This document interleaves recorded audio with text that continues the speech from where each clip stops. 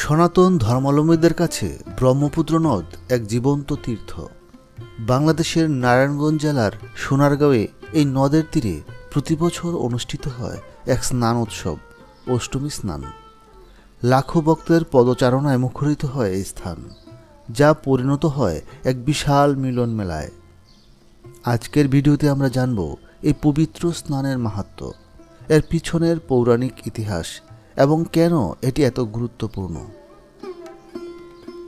লাঙ্গলবন্ধ অষ্টমী স্নান হল ব্রহ্মপুত্র নদে অনুষ্ঠিত এক পূর্ণ স্নান। চৈত্র মাসের শুক্লা অষ্টমীতে এই স্নান অনুষ্ঠিত হয়। ভক্তদের বিশ্বাস, এই পবিত্র দিনে ব্রহ্মপুত্র নদে স্নান করলে জীবনের সমস্ত পাপমোচন হয় আর লাভ হয় অক্ষয় পূর্ণ। পূর্বপুরুষদের আত্মার মঙ্গল কামনার জন্য এই স্নান অত্যন্ত ফলপ্রসূ বলে বিবেচিত হয়। এই দিনে দেশ বিদেশ থেকে হাজার হাজার ভক্ত এখানে ছুটে আসেন। সনাতনীদের বিশ্বাস, এই পবিত্র জল ভক্তদের মন ও আত্মাকে শুদ্ধ করে এক নতুন জীবন দান করে।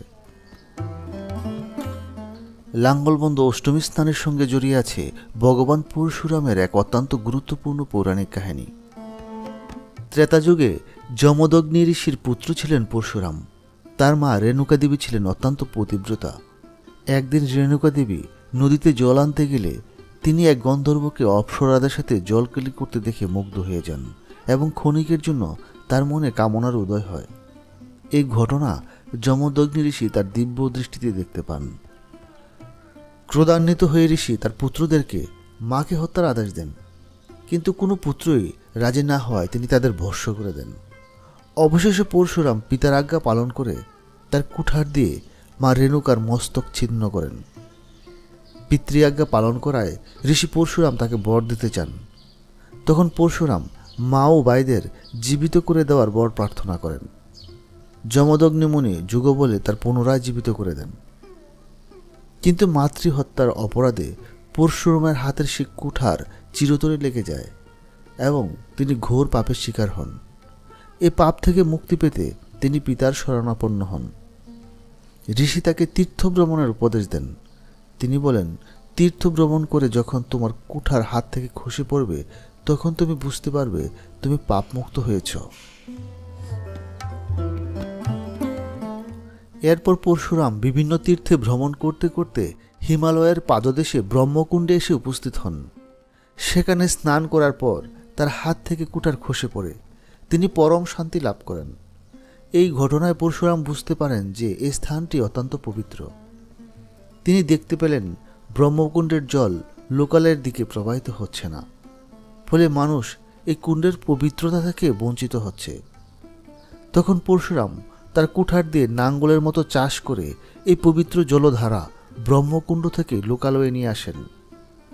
তার লাঙ্গল চালানোর খনন পথ এই স্থানে শেষ করেছিলেন, তাই স্থানটিকে লাঙ্গলবন্ধ বলা হয়।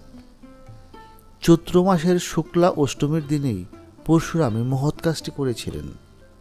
এই দিনেই তার পাপমোচন হয়েছিল বলে বিশ্বাস করা হয়। এই দিনটিকে স্মরণ করে প্রতি বছর লাঙ্গলবন্ধ অষ্টমী স্নান অনুষ্ঠিত হয়।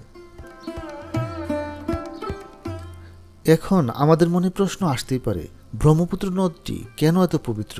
এর নাম ব্রহ্মপুত্র কেন রাখা হয়েছিল? পৌরাণিক কাহিনী অনুসারে প্রাচীনকালে শান্তনু নামে এক মহান ঋষি ছিলেন।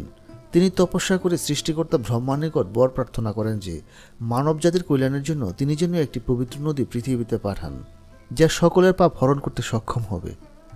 ব্রহ্মার বরে শান্তনুর এক মহিমান্বিত পুত্র আবির্ভূত হয়। পরবর্তীতে সে কৈলাস পর্বত থেকে এক নদ রূপে প্রবাহিত হয়ে হিমালয়ের পাদদেশে ব্রহ্মকুণ্ডে পতিত হয়। পরবর্তীতে পরশুরাম তার লাঙ্গল দিয়ে খনন করে এই নদকে লোকালয়ে নিয়ে আসেন। যেহেতু এই পুত্র সরাসরি ব্রহ্মার তেজ থেকে উৎপন্ন হয়েছিল, তাই তাকে ব্রহ্মপুত্র নামে অভিহিত করা হয়। বাংলাদেশের নারায়ণগঞ্জ জেলার সোনারগাঁয়ে এই লাঙ্গলবন্ধ ঘাটই সেই ঐতিহাসিক স্থান, যেখানে পরশুরাম ব্রহ্মপুত্র নদের হাল শেষ করেছিল। প্রাচীনকাল থেকেই এটি একটি পুণ্যভূমি হিসেবে পরিচিত। প্রতি বছর স্নানের কয়েকদিন আগে থেকেই এখানে উৎসবের আমেজ শুরু হয়ে যায়। বিভিন্ন অঞ্চল থেকে পুণ্যার্থীরা এসে লোকারণ্য করে তোলে। স্নানকে কেন্দ্র করে বসে বিরাট মেলা। এখানে নানা ধরনের জিনিসপত্র, খাবার ও ধর্মীয় সামগ্রী বিক্রি হয়। আগের দিন থেকেই শুরু হয় ভক্তদের সমাগম, আর অষ্টমীর শুভক্ষণে তারা স্নান করে ব্রহ্মপুত্র নদের পুণ্য জলে। বিভিন্ন মন্দির, মঠ, সমাজসেবক ও স্বেচ্ছাসেবক সংগঠন এই সময় পুণ্যার্থীদের সহায়তায় ক্যাম্প খুলে থাকে, যেখানে থাকা, খাওয়া, চিকিৎসা ও ধর্মীয় কীর্তনের ব্যবস্থা করা হয়ে থাকে। তেমনি সারা দেশব্যাপী পরিচালিত একটি সংগঠন জাগো হিন্দু পরিষদ। তাদের কার্যক্রম সম্পর্কে কিছুটা জানার চেষ্টা করি, চলুন। নমস্কার, আমি উজ্জ্বল কুমার ঘোষ, জাগো হিন্দু পরিষদ নারায়ণগঞ্জ মহানগরের সভাপতি। আমরা এখানে সেবা ক্যাম্পে দূর দূরান্ত থেকে আগত প্রত্যেকটা দর্শনার্থীদের চেষ্টা করি সাধ্যমতো সেবা দেওয়ার। চিকিৎসা সেবা আমাদের সর্বক্ষণিকভাবে চলছে, যেমন খাবার, স্যালাইন, বিশুদ্ধ খাবার, জল, শুকনো খাবার যেমন চিড়া, মুড়ি, গুড়, বাতাসা। এছাড়া আছে মনে করেন ডাক্তারি সেবা আমাদের অনবরত চলছে। ডাক্তার 2 জন MBBS ডাক্তার তাদের সেবা দিয়ে যাচ্ছে। আমরা চেষ্টা করছি দূর দূরান্ত থেকে আগত প্রত্যেকটা দর্শনার্থীদের সেবা দেওয়ার জন্য, তাদের পাশে থাকার জন্য। স্নানের সুবিধার্থে নদীর তীরে এই স্থানটিতে নির্মিত হয়েছে কয়েকটি পাকা ঘাট। বিভিন্ন সময় বিভিন্ন সংগঠন ও সরকারি সহায়তায় বিভিন্ন ঘাট, মন্দির, রাস্তা সংস্কার হয়েছে। প্রতিটি ঘাটেরই রয়েছে আলাদা ঐতিহ্য। যেমন মহাত্মা গান্ধীর মৃত্যুর পর তার অন্তিম ইচ্ছা অনুযায়ী দেহাবশেষ সারা ভারত জুড়ে ছড়িয়ে দেওয়া হয়েছিল। এর একটি অংশ এই তীর্থস্থানেও বিসর্জন দেওয়া হয়েছিল। তার স্মরণে স্থানের নাম গান্ধীঘাট। মহাভারতের কাহিনী অনুসারে দ্রৌপদী সহ পঞ্চপাণ্ডব এই তীর্থে স্নান করেছিলেন। তাদের স্নান করার স্থানটি পঞ্চমী ঘাট বা পঞ্চপাণ্ডব ঘাট নামে পরিচিত। নেপালের রাজার পক্ষ থেকে এই স্নান তীর্থে ঘাট নির্মাণ করে দেওয়া হয়েছিল। এই ঘাটটির নাম রাজঘাট। তেমনি বিভিন্ন মন্দির ও আশ্রমের নাম অনুসারে অনেক ঘাটের নাম করা হয়েছে, যেমন অন্নপূর্ণা ঘাট, প্রেমতলা ঘাট। ঘাট যাই হোক, স্নানের মাহাত্ম্য একই। পূর্ববর্তী কর্মের অনুশোচনা বা ক্ষমা প্রার্থনা না থাকলে 100 বছর স্নান করেও হয়তো পাপমোচন হবে না। মনের ময়লা দূর করে ক্ষমা চেয়ে ভক্তি সহকারে স্নান করে পূর্ণময় জীবন লাভ সম্ভব।